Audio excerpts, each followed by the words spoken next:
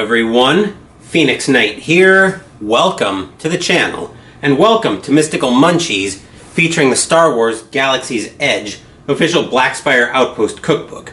We made the appetizer last week, Pitmaster's Choice, and what we managed to salvage for the taste test was actually pretty good. I burned it pretty badly though, and I'm starting to put a list of recipes together that I messed up. And eventually I plan to do a month of redos featuring recipes I either screwed up in some way or might just want to do a little bit different on Mystical Munchies. I just need to get a full roster of recipes. So far I have an appetizer, a dessert, and a potential drink.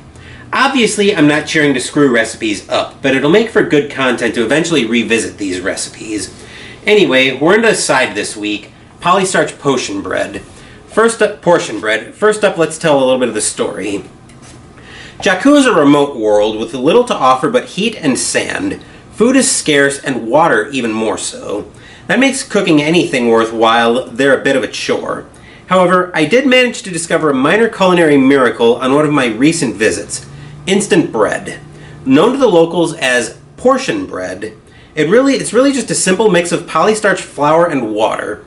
The chemical reaction from the combination of the two creates a self-rising miniature loaf that would satisfy even the pickiest scavenger. Maybe the intense heat of the Jakku desert aids in the reaction somehow, because I've never been quite able to replicate the process in my own kitchen.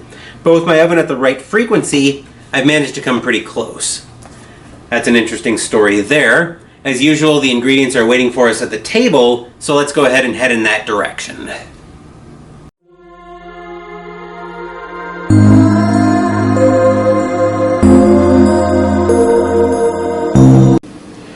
As you can probably hear in the voice, I'm still under the cold a little bit, but I think that's largely starting to dissipate.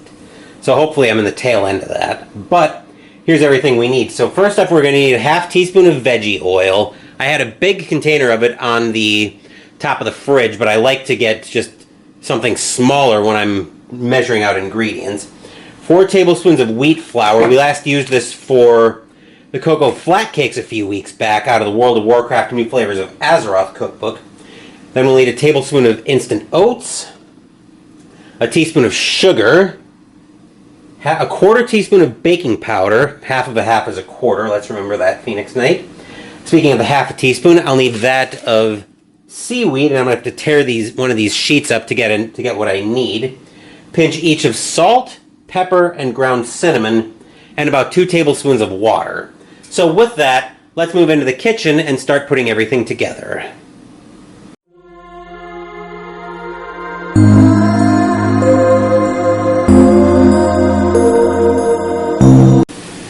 The first thing we're going to do is we're going to take a ramekin that should be safe for the microwave, and we'll pour out the veggie oil. I'm hoping half a teaspoon will be enough to lightly coat this, but we'll find out.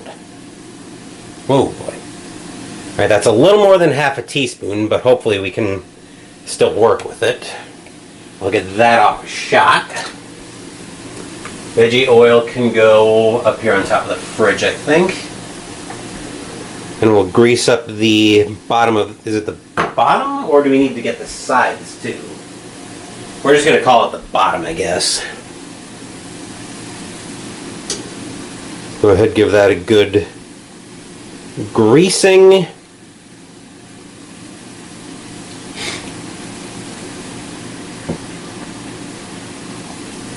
Sure does not want to catch those last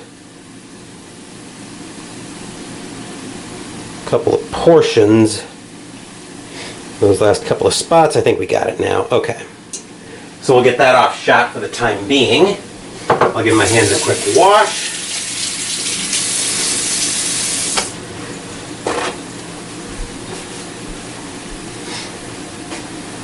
Then we'll bring the mixing bowl into shot. It's going to call for a small one because it's only going to make 1 serving of it. So now we're going to take the rest of our ingredients. Right, yes.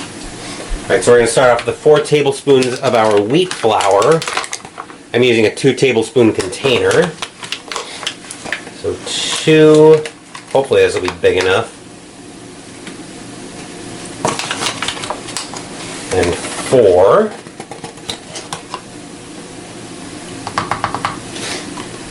Get that off shot to be cleaned as well. That can get put away. Alright, tablespoon of instant oats.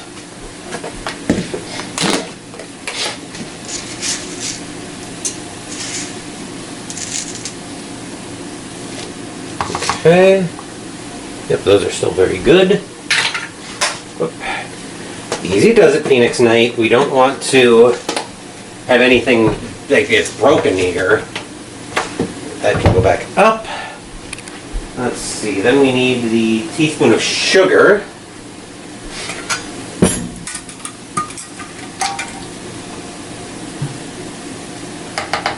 Right, do I need the teaspoon anywhere else? I don't think so. So that can go into the dishes as well.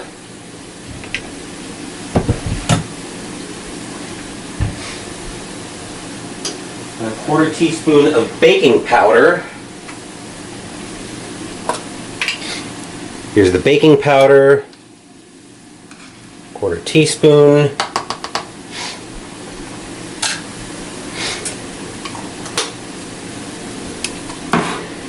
I've actually never handled dry seaweed before, so this should be an interesting experience. Let's see how they want us to tear this.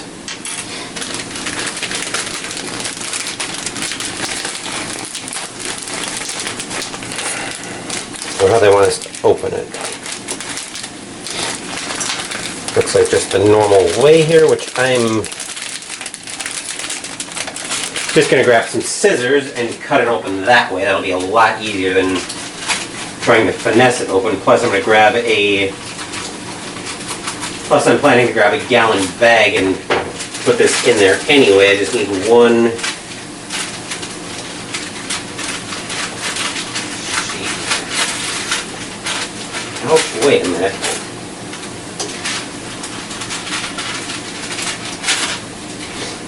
Okay, so that appears to be our dried seaweed. We need half a teaspoon of this, which is probably going to be just tearing a few pieces off.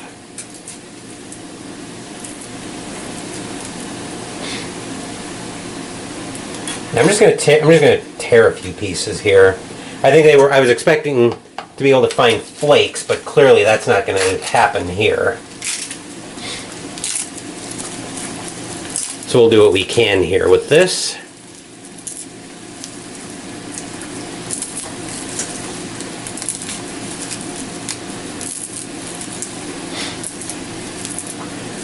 Try to tear it as finely as we can. Obviously we're not going to do too great a job there.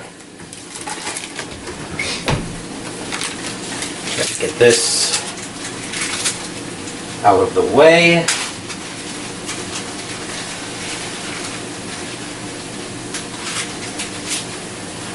Go ahead and get a bag for this now so I don't forget.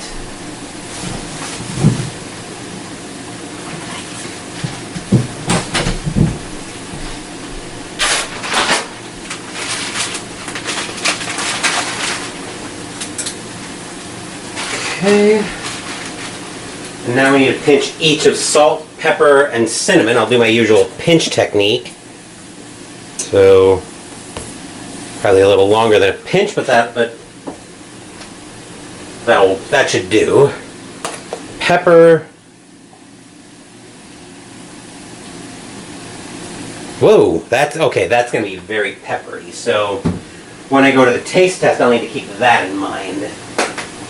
And a pinch of cinnamon as well.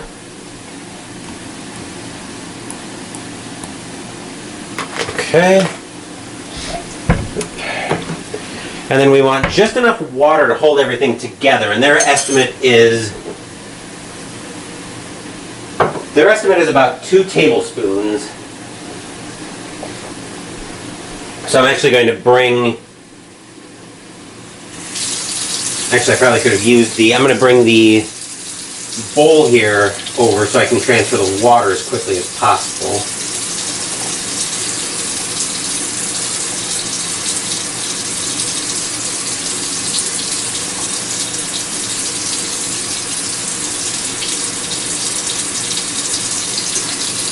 Okay. Then we do want to mix that together, I believe. Yes. All right.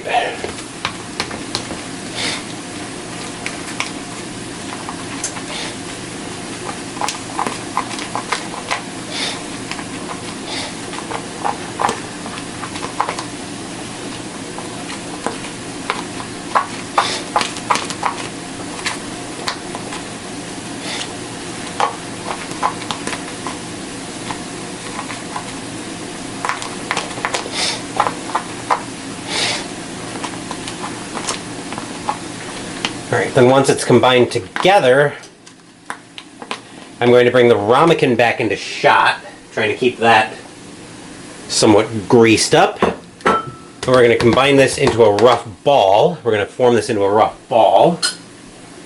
I'm going to do it over top of the ramekin as much as I can.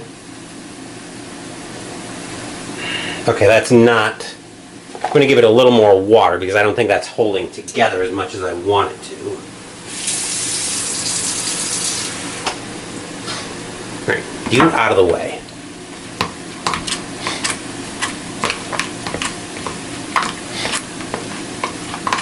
That was a lot of pepper I put into.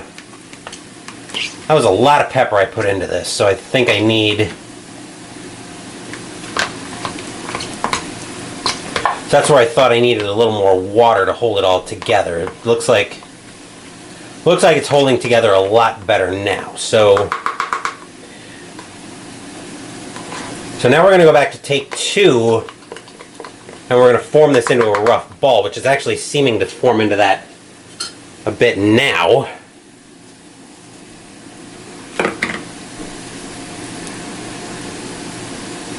Alright, then we'll drop that in the ramekin.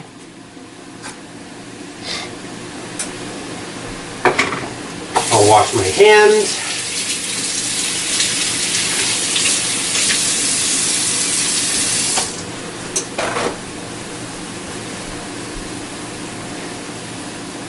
Then we'll put it in the microwave and cook it on high for 45 seconds. So let me see if I can adjust the power here at all.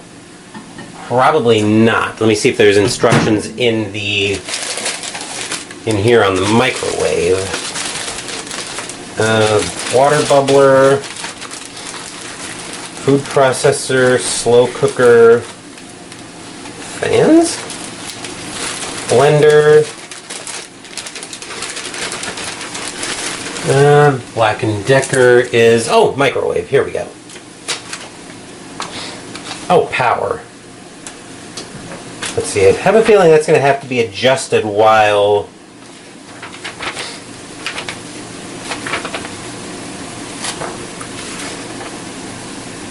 Okay. So it looks like we want to take it up to power level 10.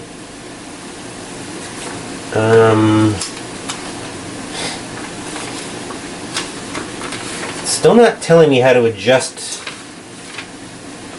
Oh, while it's in. Okay.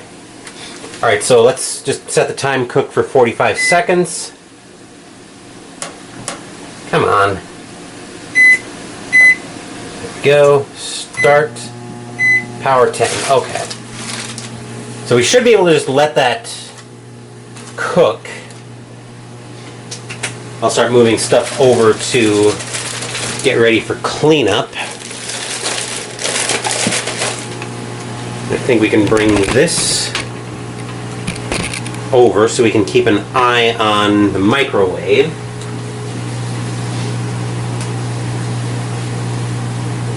And I'm expecting the bread to puff up a bit while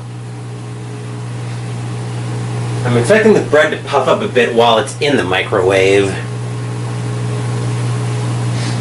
Should be coming out any second now. There it is.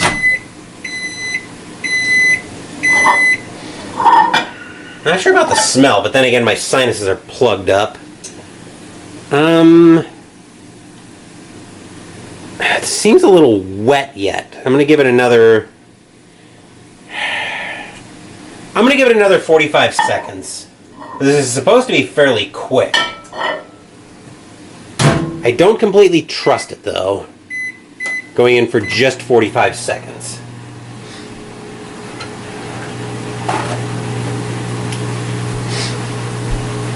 This will probably end up being the side that I screw up that I'll need, and then I'll just be waiting. This will probably end up being my luck, this will probably end up being the side that I screw up, and then I'll just need an entree, and all of a sudden I'll have a full month of recipes for Mystical Munchies. But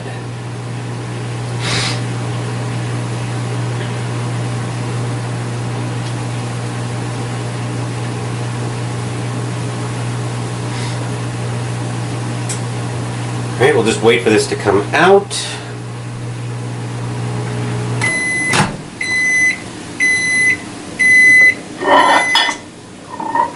I think I'm smelling the pepper on this.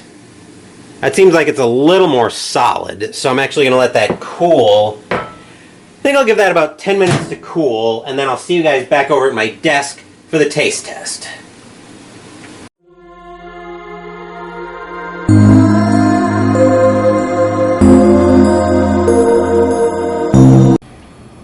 So the bread just finished, and I need to consider two things in the taste test. One, I used way more pepper than I normally like to use, and two, I put it in twice for 45 seconds each, so it might end up being a little bit harder than I would like in bread. So let's find out how this went and go for the taste test. The consistency actually seems like it's pretty good. It's maybe still a little liquidy, but I think that's from also ending up with a little more oil than the recipe called for. But let's see how it tastes.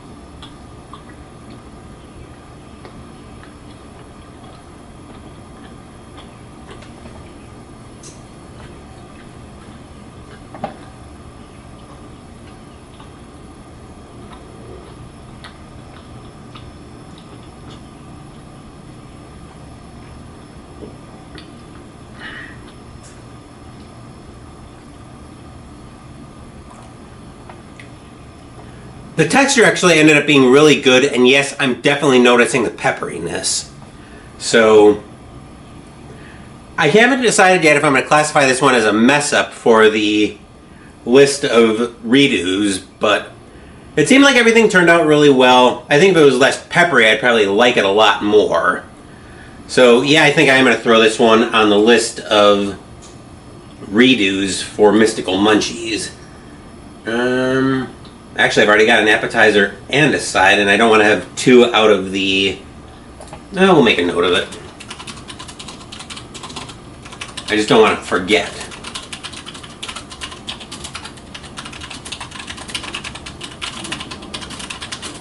I don't have the cookbook with me, so I can't check the page number, but yeah, that'll do it for this week's episode of Mystical Munchies.